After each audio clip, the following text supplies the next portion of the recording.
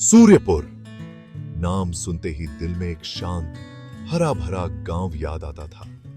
यह गांव अपनी प्राकृतिक सुंदरता और शांतिपूर्ण वातावरण के लिए प्रसिद्ध था। यहाँ की हरियाली और ताजगी मन को सुकून देती थी। छोटा सा गांव जहाँ जिंदगी आराम से चलती थी। यहाँ के लोग सरल और सादगीपूर्ण जीवन जीते थे। हर कोई एक दूसरे की मदद के लिए हमेशा तैयार रहता था। सुबह पक्षियों की आवाज से होती और शाम को मंदिर की घंटी बजती। यह ध्वनियां गांव के जीवन का हिस्सा थीं, जो हर दिन को एक नई शुरुआत और एक शांतिपूर्ण अंत देती थीं। हर चेहरे पर सुकून था। यहाँ के लोग अपने जीवन से संतुष्ट थे और एक दूसरे के साथ मिलजुल कर रहते थे। गांव की गलियों में बच्चों की हंसी और बुजुर्गों की कहानियां गूंजती थीं। गांव के मुखिया थे सेठ रामलाल। सेठ रामलाल एक सम्मानित व्यक्ति थे, जिनका गांव में बहुत मान सम्मान था। बहुत अच्छे इंसान, सब उन्हें प्यार करते थे। वे हमेशा गांव वालों की समस्याओं को सुनते और उनका समाधान निकालते थे। उनका बड़ा सा घर गांव के आखिर में एक महल जैसा था। यह घर गांव की शान था और सेठ जी की उदारता और समृद्धि का प्रतीक था। दिन भर काम करते, पर शाम को सेठ जी अपने बगीचे में मिलते थे, गांव वालों के साथ बातें करते हुए। यह समय गांव वालों के लिए बहुत महत्वपूर्ण था, क्योंकि वे सेठ जी से अपनी समस्याओं और खुशियों को साझा करते थे। उस रात भी सेठ जी अपने बगीचे में थे। यह रात अन्य रातों की तरह ही लग रही थी, लेकिन कुछ अलग था। ठंडी हवा चल रही थी। हवा में एक अजीब सी ठंडक थी, जो सामान्य से अधिक महसूस हो रही थी। पेड़ों के पत्ते हिल रहे थे। यह हलचल एक अजीब सी बेचैनी पैदा कर रही थी, जैसे कुछ अनहोनी होने वाली हो। अचानक सब शांत हो गया। यह शांति असामान्य थी, जैसे प्रकृति भी किसी अनजाने भय से थम गई हो। एक डरावनी चीख सुनाई दी। यह चीख इतनी भयानक थी कि पूरे गांव में सन्नाटा छा गया। लोग अपने घरों से बाहर निकलकर देखने लगे कि आखिर हुआ क्या है। यह चीख किसकी थी और क्यों आई, यह जानने के लिए सब बेचैन हो उठे। गांव वाले अपने हाथों में लालटेन लेकर उस दिशा में भागे जहां से चीख आई थी। हर कोई डरा हुआ था, लेकिन यह जानने के लिए उत्सुक भी था कि आखिर क्या हुआ है। सेठ रामलाल भी चिंतित हो गए। उन्होंने गांव वालों को शांत करने की कोशिश की, लेकिन उनके मन में भी एक अजीब सा डर था। अंधेरे में एक रहस्यमयी छाया दिखाई दी। यह छाया धीरे धीरे गांव की ओर बढ़ रही थी। लोग डर के मारे पीछे हटने लगे। सेठ रामलाल ने हिम्मत दिखाई और उस छाया की ओर बढ़े। उन्होंने गांव वालों को भी हिम्मत दिलाई और कहा कि हमें मिलकर इस समस्या का सामना करना होगा। गांव वाले एकजुट हो गए और सेठ जी के साथ उस छाया की ओर बढ़े। यह एकता और साहस का प्रतीक था, जो सूर्यपुर के लोगों की ताकत को दर्शाता था। धीरे धीरे सुबह होने लगी और अंधेरा छंटने लगा। गांव वालों ने महसूस किया कि उनकी एकता और साहस ने उन्हें इस भयावह रात से उबार लिया है। सूरज की पहली किरण के साथ ही गांव में फिर से शांति और सुकून लौट आया। लोग एक दूसरे को देखकर मुस्कुराने लगे और उन्हें एहसास हुआ कि मिलजुल कर हर समस्या का समाधान निकाला जा सकता है। सूर्यपुर फिर से अपने सामान्य जीवन में लौट आया। लोग अपने अपने कामों में लग गए और गांव की गलियों में फिर से हंसी खुशी की आवाजें गूंजने लगीं। सेठ रामलाल ने गांव वालों को एक बार फिर से एकजुट किया और उन्हें समझाया कि एकता में ही शक्ति है। इस घटना ने गांव वालों को और भी मजबूत बना दिया। सूर्यपुर की शांति फिर से लौट आई थी। यह गांव अब और भी अधिक शांतिपूर्ण और खुशहाल हो गया था। लोग एक दूसरे के साथ मिलजुल कर रहते थे और हर दिन को एक नई उम्मीद के साथ जीते थे। सब लोग भागकर सेठ जी के बगीचे में गए। रात का सन्नाटा चीखों से टूट गया था। हर कोई जानना चाहता था कि आखिर हुआ क्या है। गांव के लोग, जो अपने अपने घरों में चैन की नींद सो रहे थे, अचानक से उठ खड़े हुए और बगीचे की ओर दौड़ पड़े। जो देखा उससे सब डर गए। किसी ने भी ऐसा दृश्य पहले कभी नहीं देखा था। हर किसी के चेहरे पर डर और हैरानी साफ झलक रही थी। लोग एक दूसरे से सवाल पूछ रहे थे, लेकिन किसी के पास कोई जवाब नहीं था।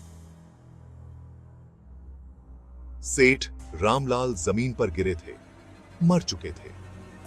उनका शरीर ठंडा हो चुका था और उनकी आंखें खुली हुई थीं, जैसे कि वो किसी को कुछ कहना चाह रहे हों। सेठ जी गांव के सबसे सम्मानित व्यक्ति थे और उनकी इस हालत में मौत ने सबको हिलाकर रख दिया। उनके सीने में चाकू घुसा हुआ था, खून ही खून था। चाकू की धार इतनी गहरी थी कि उसे देखकर ही रोंगटे खड़े हो जाते थे। खून की धाराएं जमीन पर फैल चुकी थीं और हर कोई इस खौफनाक दृश्य को देखकर सन्न रह गया। डर, घबराहट, हैरानी, हर किसी के मन में एक ही सवाल था, आखिर ये किसने किया और क्यों? गांव के लोग एक दूसरे की ओर देख रहे थे, जैसे कि किसी को शक हो कि ये काम किसी अपने का ही है। पूरा गांव सदमे में था। किसी ने भी ऐसा सोचा नहीं था कि उनके शांत गांव में ऐसा कुछ हो सकता है। लोग एक दूसरे से फुसफुसा रहे थे, लेकिन किसी के पास कोई ठोस जानकारी नहीं थी। इतना शांत गांव और इतना बड़ा जुर्म। ये बात किसी के गले नहीं उतर रही थी। गांव के लोग हमेशा से एक दूसरे के साथ मिलजुल कर रहते थे और इस तरह की घटना ने सबको हिलाकर रख दिया था। किसी को यकीन नहीं हो रहा था। हर कोई सोच में पड़ गया था कि आखिर ये सब कैसे हुआ। लोग अपने अपने घरों में जाकर दरवाजे बंद कर रहे थे, जैसे कि कोई और खतरा उनके सिर पर मंडरा रहा हो। सेठ जी जैसे अच्छे इंसान के साथ ऐसा कैसे हो सकता है? वो हमेशा सबकी मदद करते थे और गांव के हर व्यक्ति के दिल में उनके लिए इज्जत थी। उनकी मौत ने सबको गहरे सदमे में डाल दिया था। ये खबर बहुत तेजी से फैली। गांव के हर कोने में लोग इस घटना के बारे में बात कर रहे थे। हर किसी के मन में डर और चिंता थी। लोग अपने बच्चों को घर के अंदर रख रहे थे और दरवाजे बंद कर रहे थे। शहर से पुलिस बुलाई गई। पुलिस की गाड़ियां गांव में दाखिल हुईं और हर कोई उनके आने का इंतजार कर रहा था। पुलिस ने तुरंत ही बगीचे को घेर लिया और जांच शुरू कर दी। देर रात एक लंबा चौड़ा आदमी गांव आया, चेहरा सख्त, आंखें तेज। इंस्पेक्टर अमित! वो इस मामले की तह तक जाने के लिए दृढ़ संकल्पित थे। उनके आने से गांव के लोगों को थोड़ी राहत मिली, लेकिन डर अभी भी उनके दिलों में बसा हुआ था। इंस्पेक्टर अमित ने गांव के लोगों से बात करना शुरू किया और हर किसी से पूछताछ की। वो जानना चाहते थे कि आखिर इस खौफनाक रात में क्या हुआ था। इंस्पेक्टर अमित अपने काम में बहुत होशियार थे। उनसे कोई सुराग नहीं छुप सकता था। उन्होंने सबसे पहले देखा कि क्या हुआ था। चाकू वहीं पड़ा था, खून से सना हुआ। गांव वालों से सवाल पूछे जाने लगे। कोई कुछ नहीं बता पा रहा था। सब बस यही कह रहे थे कि सेठ जी बहुत अच्छे इंसान थे, उनका कोई दुश्मन नहीं था। लेकिन इंस्पेक्टर अमित जानते थे कि हर हत्या के पीछे एक वजह होती है और हर वजह का एक चेहरा। उन्हें यह पता लगाना था कि वो कौन है। जांच आगे बढ़ी। पुलिस ने हर कोने की छानबीन की, हर संदिग्ध को सवालों के घेरे में लिया। गांव के लोग भी अब इस मामले में गहरी दिलचस्पी लेने लगे थे। हर कोई जानना चाहता था कि आखिर सच्चाई क्या है। गांव वालों से फिर से बात की गई। हर किसी से अलग अलग सवाल पूछे गए ताकि किसी भी तरह की गड़बड़ी को पकड़ा जा सके। पुलिस ने हर छोटी बड़ी बात को ध्यान में रखा। धीरे धीरे कुछ राज खुलने लगे। गांव के लोग आपस में फुसफुसाने लगे। कुछ पुराने झगड़े और दुश्मनियों की बातें सामने आने लगी। हर कोई एक दूसरे पर शक करने लगा। पता चला कि सेठ जी का अपने छोटे भाई गोपाल से झगड़ा चल रहा था। यह झगड़ा कोई नया नहीं था, बल्कि कई सालों से चला आ रहा था। दोनों भाइयों के बीच की कड़वाहट अब सबके सामने आ चुकी थी। जमीन के लिए दोनों में अनबन थी।